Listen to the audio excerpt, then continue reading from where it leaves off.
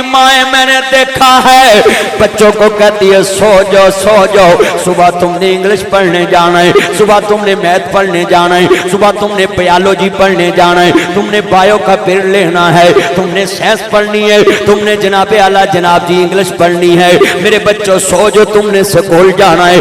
मैं एक 10,000 का ऐलान करूं कि चिश्तियां की आबादी से सिर्फ 10,000 बंदा खड़ा हो जाए, चिश्तियां की आबादी से सिर्फ 5,000 मुसलमान खड़ा हो जाए, और नीचे आता हूं 4,000 खड़ा हो जाए, और नीचे आ जाऊं 3,000 खड़ा हो जाए।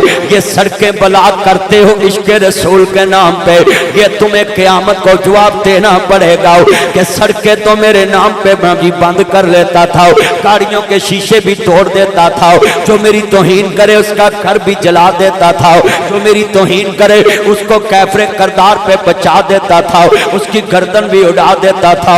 हाँ हाँ या रसूल अल्लाह, या सैयदी, या हबीब अल्लाह, या सैयदी या मुर्शदी, हाँ हाँ मैं सब कुछ करके आया हूँ। मेरे नबी ने पूछना है वो जदों इंग्लिश की बारी आए बच्चे नु आनी सा छेती सो जाओ, सवेरे इंग्लिश पढ़नी है।